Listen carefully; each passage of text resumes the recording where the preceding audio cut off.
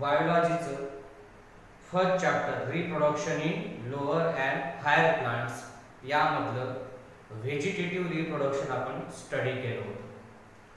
आज आपण पाहणार आहोत सेक्झुअल रिप्रोडक्शन इन प्लांट मधल्या सेक्झुअल रिप्रोडक्शनचा आज आपल्याला अभ्यास करायचा आहे. तर सर्वात पहिले आता जाणून घेऊ आपण what is sexual reproduction. Sexual reproduction कशाला म्हणायचं ते आपण आज पाहू. In sexual reproduction involve fusion of two compatible gametes or sex cell. Sexual reproduction मध्ये fusion of two compatible gametes, दोन जे compatible means सुसंगत, जे सारख्या प्रजातीचे जे gametes आहेत त्या gametes याच्यामध्ये फ्युजन होणार आहे. फ्युजन म्हणजे त्यांचं एकत्रीकरण होणार आहे. मग in sexual reproduction in which involve fusion of two compatible gametes और सेक्स सेल. याच्यामध्ये दोन कंपॅटिबल जे गमीट्स आहेत, कंपॅटिबल मीन्स सारखे सुसंगत जे गमीट्स आहेत त्या गमीटचं फ्युजन होणार आहे, एकत्रीकरण होणार आहे याच्यामध्ये in sexual reproduction. In plants end of juvenile और vegetative phase begins the reproductive phase. Plants मध्ये in plants end of juvenile or vegetative phase. What is the juvenile or vegetative phase? In juvenile or vegetative phase, plant in immature condition and do not capable for producing flower. मग ज्युवेनाइल phase किंवा vegetative phase कशाला म्हणायचं? या phase मध्ये जे plant आहे हे plant immature condition मध्ये असते आणि do not capable for producing flower, आणि फ्लावर प्रोड्यूस करण्याची त्याच्यामध्ये क्षमता डेव्हलप झालेली नसते.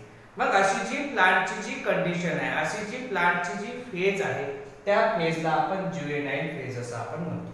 मग ज्युवेनाइल फेज किंवा व्हेजिटेटिव्ह फेज एंड झाल्यानंतर संपल्यानंतर लगेच रिप्रोडक्टिव्ह फेजला सुरुवात होणार आहे. कोणती फेज स्टार्ट होते? Reproductive phase. मग प्लांट रिप्रोडक्टिव्ह फेज मध्ये आहे हे कसं ओळखायचं आहे? व्हेन प्लांट स्टार्ट्स फ्लावरिंग, ज्यावेळेस झाडांना फुलं यायला सुरुवात होते, फ्लावर्स यायला सुरुवात होते, म्हणजेच plant goes in the reproductive phase. तो कोणत्या फेज मध्ये गेलेला आहे? रिप्रोडक्टिव्ह फेज मध्ये तो एंटर झालेला आहे. मग reproductive phase it seen higher plants at the time of flowering. मग reproductive phase आपल्याला प्लांट्स मध्ये कधी पाहायला भेटते? at the time of flowering, ज्यावेळेस झाडांना फ्लावर यायला सुरुवात होतात, फुलं लागायला सुरुवात होते. म्हणजेच याचा अर्थ असा आहे की प्लांट्स हा कोणत्या फेज मध्ये गेलेला आहे? रिप्रोडक्टिव्ह फेज मध्ये एंटर झालेला आहे असा त्याचा अर्थ. नंतर the flower is a specialised reproductive structure. Flower जे आहे, flower is a specialised reproductive structure in which sexual reproduction takes place. मग आता प्लांट्सचा असा कोणता पार्ट आहे की ज्याच्यामध्ये सेक्झुअल रिप्रोडक्शन घडून येते? मग flower is a specialised reproductive structure. मग फुलं जे आहे, झाडांना जे फुलं लागतात, मग हे फुलं एक असं विशिष्ट असं स्ट्रक्चर आहे झाडाचं की ज्याच्यामध्ये काय घडणार आहे? In which sexual reproduction takes place. म्हणजे झाडांना फुलं लागल्यानंतर या फुलामध्ये सेक्झुअल रिप्रोडक्शनची प्रोसेस घडून येते. म्हणजे flower is a specialised reproductive structure in which sexual reproduction takes place. मग फ्लावर जे आहे हे झाडाचा असा पार्ट आहे की ज्याच्यामध्ये सेक्झुअल रिप्रोडक्शन काय होते? घडून येते. The function of flower. मग या फ्लावरचं फंक्शन काय? The function of flower produce haploid gametes. मी तुम्हाला पहिले सांगितले की सेक्झुअल रिप्रोडक्शन मध्ये काय होणार आहे? फ्युजन ऑफ गमीट्सचं फ्युजन होणार आहे. मग ते जे गमीट्स आहेत, मग हॅप्लॉइड मेल गमीट आणि फिमेल गमीट तयार करण्याचं काम कोण करते? फ्लावर करते. म्हणजे flower the function of flower to produce haploid gametes. मग हॅप्लॉइड गमीट्स तयार करण्याचं काम कोण करते? हे फ्लावर्स करते. पहा structure of flower. The typical flower consist of 4 different whorls. जे फ्लावर आहे हे फ्लावर 4 वेगवेगळ्या होल्स पासून बनलेला आहे, पार्ट्स पासून बनलेला आहे. The 4 different holes of flower is calyx, Corolla, androecium and gynoecium. These are the 4 different holes of the flower. या 4 वेगवेगळ्या होल्स पासून फ्लावर काय झालेला आहे, बनलेला आहे. तर बघा हे माझ्या हातामध्ये फ्लावर आहे. हे फ्लावर आहे hibiscus rosa sinensis. This is a botanical name of this flower. या फ्लावरचं बॉटनिकल नेम आहे. याला मराठीमध्ये जास्वंद म्हणतो आपण. मग बघा आता याच्यावर मी तुम्हाला समजावून सांगतो. हा जो ग्रीन कलरचा पार्ट दिसत आहे या फ्लावरचा, याला आपण म्हणतो कॅलिक्स. काय म्हणतो आपण याला? कॅलिक्स असं आपण म्हणतो. मग हे calyx, the calyx is made up of group of sepals. बघा हे जे इंडिव्हिज्युअल मेंबर आहे, बघा हा जो सेपरेट पार्ट दिसतो तुम्हाला, हा एक ग्रीन कलरचा, हे असे सेपरेट पार्ट, या सेपरेट पार्टला आपण सेपल्स म्हणतो. याला काय म्हणतो आपण? सेपल्स असं आपण म्हणतो. मग ग्रुप ऑफ सेपल्स, मग सेपलचा एक ग्रुप तयार झाला, त्यालाच आपण काय म्हणतो? कॅलिक्स असं आपण म्हणतो. म्हणजे group of sepals combines to form calyx. म्हणजे सेपल्स एकत्र येऊन सेपल्सनं काय बनवलेलं आहे? कॅलिक्स बनवलेलं आहे. म्हणजे group of sepals is called as A calyx. आणि या कॅलिक्सचा जो इंडिव्हिज्युअल मेंबर आहे, इंडिव्हिज्युअल म्हणजे या कॅलिक्सचा जो सेपरेट मेंबर आहे, या सेपरेट मेंबरला, बघा हे सेपरेट मेंबर आहे, ह्या कॅलिकचे हे जे सेपरेट मेंबर आहे, या सेपरेट मेंबरला आपण काय म्हणतो? सेपल्स असं आपण म्हणतो. नंतर दुसरा आहे Corolla. Corolla the group of petals. बघा हे जे सिंगल जो पार्ट दिसतो याला आपण पेटल्स म्हणतो. बघा या ठिकाणी ह्या पेटल्स आहे. The group of petals combine to form corolla. म्हणजे corolla is a collection of petals, many petals. Many petals एकत्र आले. बघा इथे 1 2 3 4 आणि 5, या 5 पेटल्स एकत्र आलेले आहेत. आणि या 5 पेटल्सने एकत्र येऊन जो पार्ट तयार केलेला आहे त्याला आपण काय म्हणतो? करोला असं आपण म्हणतो. म्हणजे या करोलाचा जो इंडिव्हिज्युअल मेंबर आहे, इंडिव्हिज्युअल म्हणजे हा जो सेपरेट मेंबर आहे, या सेपरेट मेंबरला आपण पेटल्स म्हणतो. आणि अशा मेनी पेटल्स एकत्र आल्या की काय तयार होते? करोला. मग करोलाची डेफिनेशन काय होईल? The group of petals or collection of petals. हे पूर्ण पेटल्सला एकत्रीमध्ये आपण काय म्हणतो? करोला असं आपण म्हणतो. तसंच सेपल्सचं सुद्धा आहे. मेनी सेपल्स एकत्र आल्यानंतर त्यांनी काय तयार केलेला आहे? कॅलिक्स तयार केलेला आहे. आणि कॅलिक्सचा जो इंडिव्हिज्युअल मेम्ब्रेन आहे, म्हणजे सेपरेट एक एक मेंबर आहे, त्याला आपण काय म्हणतो? सेपल्स असं आपण म्हणतो. मग हे झाला खालचा जो पार्ट आहे हा ग्रीन कलरचा, याला म्हणतो आपण कॅलिक्स. आणि हा जो वरचा तुम्हाला दिसत आहे पेटल्स पासून, याला म्हणतो आपण करोला. नंतर पाहू आपण androecium. Androecium is the male reproductive part in the flower. Flower मधला जो मेल पार्ट आहे, जो मेल पार्ट आहे त्याला काय म्हणतो आपण? अँड्रोसियम असं आपण म्हणतो. And the female reproductive part is called as a gynoecium. Androecium हा मेल रिप्रोडक्टिव्ह पार्ट आहे आणि गायनोसियम हा फिमेल रिप्रोडक्टिव्ह पार्ट आहे.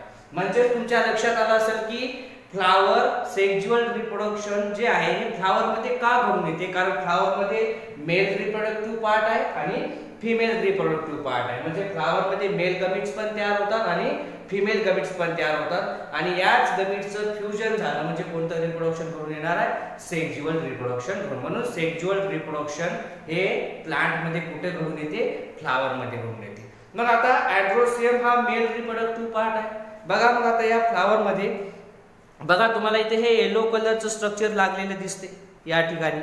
हे जे येलो कलरचं जे स्ट्रक्चर तुम्हाला इथं लागलेलं दिसत आहे, this is total this structure is called as a androecium. त्याला काय म्हणतो आपण? अँड्रोसियम असं आपण म्हणतो. बघा इथे तुम्हाला पिवळ्या कलरचं स्ट्रक्चर दिसत आहे, असं दाणे दाणे लागल्यासारखं स्ट्रक्चर दिसत आहे तुम्हाला. मग हे जे आहे या टोटल स्ट्रक्चरला आपण काय म्हणतो? अँड्रोसियम म्हणतो. आणि याच्यामध्ये बघा हे आतमध्ये इथे या ठिकाणी, एक मिनिट,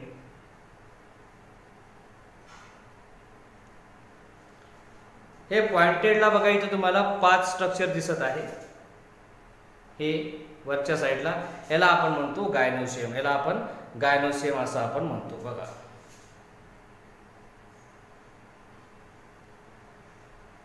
हे वरचं जे पॉइंटेड स्ट्रक्चर आहे या पॉइंटेड स्ट्रक्चरला आपण म्हणतो गायनोशियम. आणि हे पूर्ण असं खालपर्यंत लॉंग जे स्ट्रक्चर आहे सेंटर मध्ये ते काय बेटा गायनोशियम आहे. म्हणजे अशा पद्धतीने हे जे टिपिकल फ्लावर आहे या टिपिकल फ्लावर किती पार्ट्स पासून बनलेला आहे 4 पार्ट्स पासून बनलेला आहे कॅलिक्स, करोला, अँड्रोसियम आणि गायनोसियम. मग हा जो येलो कलरचा बाजूला पूर्ण पार्ट लागलेला आहे हा आहे अँड्रोसियम आणि वरच्या साइडचे हे जे तुम्हाला दिसत आहे पॉइंटेड स्ट्रक्चर जे हे वर पास तुम्हाला पॉइंटेड स्ट्रक्चर दिसत आहे आणि जे पूर्ण खाली लॉंग गेलेले आहे खालच्या साइडने हे जे दांडी सारखं तुम्हाला लॉंग स्ट्रक्चर दिसत आहे हे काय बेटा गायनोशियम आहे. म्हणजे अशा पद्धतीनं हे जे टिपिकल जे फ्लावर आहे हे टिपिकल फ्लावर 4 होल्स पासून बनलेला आहे. तर 4 होल्स कोणते आहेत? पहिला आहे कॅलिक्स, नंतर करोला,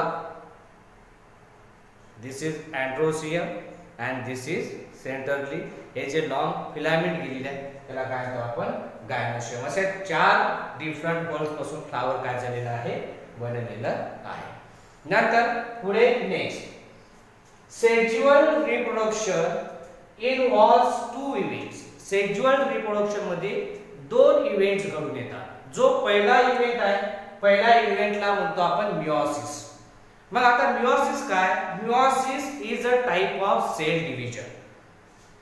क्लास 10 मध्ये तुम्हाला मायटोसिस मिओसिस आहे. 11th मध्ये पण तुम्हाला सेल डिव्हिजन सेल सायकलचा पार्ट आहे. मग त्या सेल डिव्हिजन मध्ये जे मिओसिस जो सेल डिव्हिजनचा टाइप आहे हा एक सेक्सुअल रिप्रोडक्शनचा इव्हेंट आहे. मग sexual reproduction involves 2 event. Sexual reproduction मध्ये 2 इव्हेंट्स आहेत. तर पहिला इव्हेंट आहे मिओसिस. मग मिओसिस म्हणजे काय? In meiosis there is a formation of gametes. मग अँड्रोसियम मध्ये मेल गमेट तयार करायचा आहे, गायनोसियम मध्ये फिमेल गमेट तयार करणे. मग हे गमेट तयार करण्याची जी प्रोसिजर आहे ती सेल डिव्हिजनच्या जो मिओसिस प्रकार आहे या मिओसिस प्रकारापासून आपण हॅप्लॉइड गमेट काय करू शकतो तयार करू शकतो. मग फॉर्मेशन ऑफ गमेट्स तयार करण्याकरता जो सेल डिव्हिजनचा टाइप आहे तो आहे मिओसिस. मग हा मिओसिस पहिला इव्हेंट आहे सेक्सुअल रिप्रोडक्शनचा. नंतर आहे सेकंड इव्हेंट आहे फ्युजन ऑफ गमेट्स. मग हॅप्लॉइड मेल गमेट्स आणि हॅप्लॉइड फिमेल गमेट्स यांचं फ्युजन म्हणजे यांचं एकत्रीकरण केल्यानंतर काय तयार होणार आहे? To form diploid zygote. Zygote नेहमी कसा असतो? डिप्लॉइड असतो. डिप्लॉइड म्हणजे हॅप्लॉइड मेल गमेट आणि हॅप्लॉइड फिमेल गमेट. ज्यावेळेस हॅप्लॉइड कंडिशन एकत्र येते त्यावेळेस डिप्लॉइड कंडिशन तयार होते आणि त्या डिप्लॉइड म्हणजे तयार झालेली पुढची जे सेल असते त्याला आपण डिप्लॉइड झायगोट असं आपण म्हणतो. म्हणजे हॅप्लॉइड मेल गमेट आणि हॅप्लॉइड फिमेल गमेट यांचं फ्युजन झाल्यानंतर डिप्लॉइड झायगोट तयार होते and this diploid zygote then produce genetically dissimilar offspring. आणि हेच झायगोट पुढे चालून जेनेटिकली डिसिमिलर ऑफस्प्रिंग्स काय करतो? प्रोड्यूस करतो. डिसिमिलर म्हणजे कारण याच्यामध्ये 2 गमेट्सचं फ्युजन होत आहे आणि 2 गमेट्सचं फ्युजन होत असल्यामुळे 2 पॅरेंट्स इन्व्हॉल्व होत आहे याच्यामध्ये मेल अँड फिमेल. मेल आणि फिमेल 2 डिफरंट गमेट्सचं फ्युजन झाल्यामुळे जे ऑफस्प्रिंग तयार होतील these offsprings are genetically dissimilar. ते कसे राहतील? जेनेटिकली डिसिमिलर राहतील म्हणजे एक सारखे राहणार नाही. जसं आपण पाहिलं होतं की असेक्सुअल रिप्रोडक्शन मध्ये जे नवीन तयार होणारे इंडिव्हिज्युअल आहे हे जशाच तसे पॅरेंट सारखे होते कारण तिथं ओन्ली 1 पॅरेंट इन्व्हॉल्व होत होता. पण इथं तसं नाही. इथं मेल पॅरेंट पण इन्व्हॉल्व आहे आणि फिमेल पॅरेंट पण इन्व्हॉल्व आहे आणि 2 वेगवेगळे पॅरेंट इन्व्हॉल्व असल्यामुळे यांच्यापासून तयार होणारे जे काय ऑफस्प्रिंग्स आहेत जे इंडिव्हिज्युअल आहे हे इंडिव्हिज्युअल कसे राहतील? डिसिमिलर राहतील म्हणजे ॲज इट इज राहणार नाही. म्हणजे डिसिमिलर ऑफस्प्रिंग्स आपल्याला सेक्सुअल रिप्रोडक्शन पासून मिळणार आहे. मग हे जे डिसिमिलर ऑफस्प्रिंग्स असल्यामुळे त्यांच्यामध्ये आपल्याला व्हेरिएशन पाहायला मिळणार आहे. मग सेक्सुअल रिप्रोडक्शन पासून तयार होणारे जेवढे काय ऑफस्प्रिंग्स असतात these offsprings are genetically dissimilar. ते कसे असतात? डिसिमिलर असतात म्हणजे ॲज इट इज पॅरेंट सारखे नसतात. मग त्याच्यामध्ये आपल्याला व्हेरिएशन पाहायला मिळते म्हणजे सेक्सुअल रिप्रोडक्शन मधून नवीन येणारे जे काय ऑफस्प्रिंग्स आहे त्यांच्यामध्ये आपल्याला व्हेरिएशन बघायला मिळते. मग हे व्हेरिएशन काय? तर variation is important for survival and evolution of species over the time. विशिष्ट कालावधी गेल्यानंतर नवीन इव्हॉल्युशन ऑफ स्पेसिस, प्रजातीमध्ये नवीन काहीतरी इव्हॉल्युशन होण्याकरता, उत्क्रांती होण्याकरता आणि सर्वायवल म्हणजे नवीन प्रजातीचं दीर्घकाळ अस्तित्व टिकण्याकरता व्हेरिएशन हे फार महत्त्वाचं आहे आणि हे व्हेरिएशन सेक्झुअल रिप्रोडक्शन मधूनच ऑफस्प्रिंग मध्ये काय होऊ शकते, ऑफस्प्रिंग मध्ये मिळू शकते, आपल्याला तयार झालेलं दिसू शकते. पहा आता पाहू sequential events in sexual reproduction. मग सेक्झुअल रिप्रोडक्शन मध्ये जे इव्हेंट्स आहेत ते एका सिक्वेन्सने होणार आहे. मग ते सिक्वेन्शियल इव्हेंट्स 3 स्टेजेस मध्ये डिवाइड करण्यात आलेले आहेत. मग sequential events in sexual reproductions are divided into 3 stages. त्याच्यात 3 स्टेजेस आहेत. तर पहिली स्टेज आहे प्री फर्टिलायझेशन, सेकंड आहे फर्टिलायझेशन आणि थर्ड आहे पोस्ट फर्टिलायझेशन. मग प्री फर्टिलायझेशन मध्ये काय होणार आहे, in pre fertilisation there is a gamete formation. म्हणजे सेक्झुअल रिप्रोडक्शनचे जे इव्हेंट्स आहेत त्या इव्हेंट्स मध्ये पहिला सिक्वेन्शियल इव्हेंट्स आहे प्री फर्टिलायझेशन. मग प्री फर्टिलायझेशन म्हणजे काय होणार आहे, प्री फर्टिलायझेशन मध्ये गमीट फॉर्मेशनची प्रोसेस होणार आहे. म्हणजे मेल गमीट्स आणि फिमेल गमीट्स तयार होण्याची प्रोसिजर होणार आहे. फर्टिलायझेशन मध्ये गमीटचं फ्युजन होणार आहे, मेल आणि फिमेल गमीटचं फ्युजन होणार आहे, त्याला आपण फर्टिलायझेशन म्हणतो. आणि तिसरं जे इव्हेंट्स आहे ते आहे पोस्ट फर्टिलायझेशन. म्हणजे फर्टिलायझेशन झाल्यानंतर मेल आणि फिमेल गमीटचं फ्युजन झाल्यानंतर झायगोट तयार होणार आहे आणि त्या झायगोटचं नंतर रूपांतर एम्ब्रियो मध्ये होणार आहे. त्या प्रोसेसला आपण एम्ब्रियोजेनेसिस म्हणतो. म्हणजे नवीन जीव तयार होण्याची जी प्रोसिजर आहे त्याला आपण एम्ब्रियोजेनेसिस म्हणतो. म्हणजे एम्ब्रियोजेनेसिस हे फर्टिलायझेशन नंतर होणार आहे म्हणून त्याला म्हणतो पोस्ट फर्टिलायझेशन इव्हेंट्स असं आपण त्याला म्हणतो. मग पोस्ट फर्टिलायझेशन इव्हेंट्स मध्ये एम्ब्रियोजेनेसिस मध्ये एम्ब्रियोजेनेसिसची प्रोसिजर होणार आहे. सोबतच मग प्लांट्स मध्ये पोस्ट फर्टिलायझेशन इव्हेंट्स मध्ये काय होणार आहे तर फॉर्मेशन ऑफ सीड्स, जे प्लांटचे सीड्स तयार होणार आहे. फ्रूट, झाडांना फळं सुद्धा लागणार आहे. म्हणजे झाडांचे जे सीड्स आहे, फ्रूट आहे, हे जे काय इव्हेंट्स आहेत हे कोणते इव्हेंट्स आहेत, पोस्ट फर्टिलायझेशन इव्हेंट्स आहेत. अशा पद्धतीने इथं तुमचं सेक्झुअल रिप्रोडक्शन संपलं.